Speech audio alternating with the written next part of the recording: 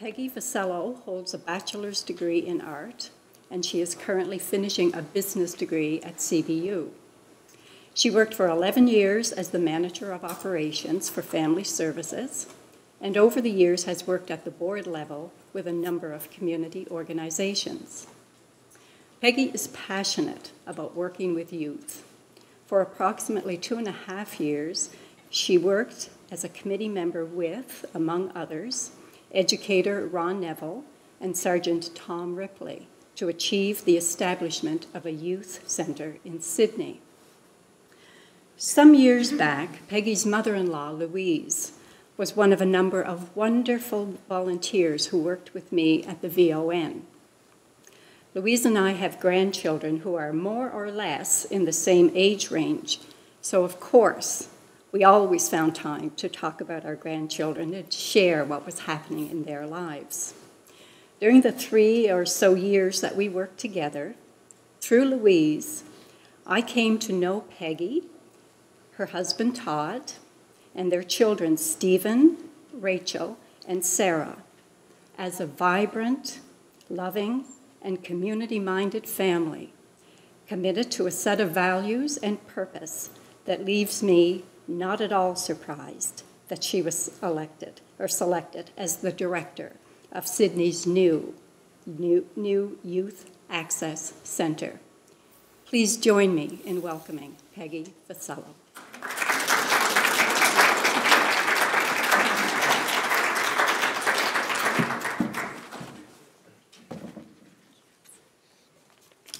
Hi, good evening, everyone. That was quite the introduction, Marie. Thank you. Can we show the video first? Yeah. I have a short video here that we just completed for our launch last week. And I think this really, in pictures and words, talks about the center and does a better justice than I can do. Just have a look.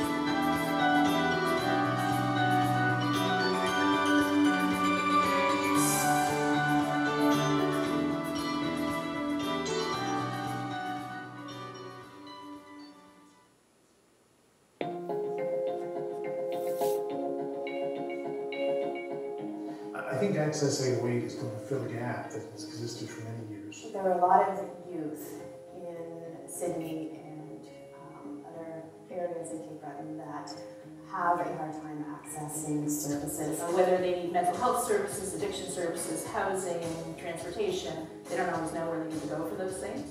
They also don't necessarily want to go to a hospital. It's a house, first of all. It's not an office. So we wanted to be in the community. We wanted to be in a residential area.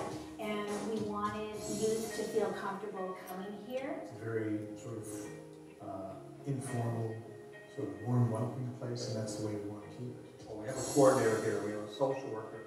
Both have a lot of experience working with youth. They come here, they can get a shower, they can get a light meal, we provide good secondhand clothing. Access to computer, internet.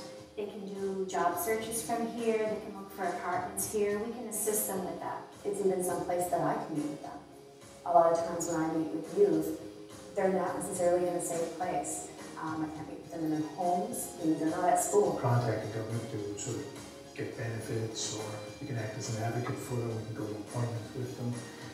In short, we're going to be hooking them up with other services. To provide youth the opportunities that are out there and all the other service providers, we want to be able to make sure that they are going in the right direction.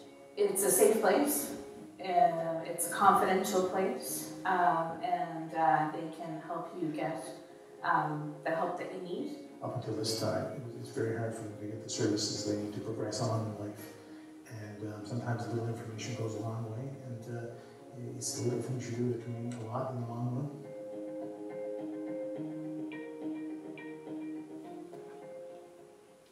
I got into some rougher times there. I was staying outside, disassociating myself from everybody, and kind of in a lower point. I was really depressed. I didn't really want to talk to nobody, so it took me a while to actually go and seek help. I went to the school and they recommended that I come to Access 808. They helped me through getting back on my feet, getting more like comfortable with myself. They helped me with income, getting a job, everything really. Access 808 is a friendly environment. You can come here for really anything you need. Some of the issues that I've faced is not having anywhere to live. I don't like when people think homeless means, you know, side of the street, bundled up, asking for money. You could be going from couch to couch. You could technically have somewhere to live, but it's not stable, you don't feel right, you're living in suitcases. I have faced trying to figure out where I'm going to stay the next night. I really do try to advocate for myself, but it's really nice to have somebody to back you up. You can come in here and say, I really need to talk, I really need to just vent to you guys, and they can connect you to whoever you need to connect to with confidentiality behind it.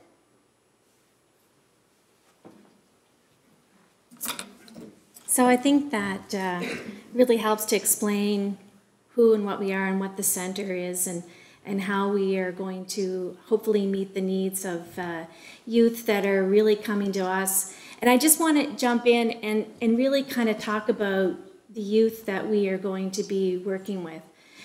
A lot of these youth are in the system. They may be attached to mental health services, addiction services, or they may be working through probation services or any other service delivery. But what's happened is that what we're discovering is that youth have a hard time getting to these services, and there's many barriers that are in the way so that they can't go on and they can't finish their education, they can't find meaningful career paths.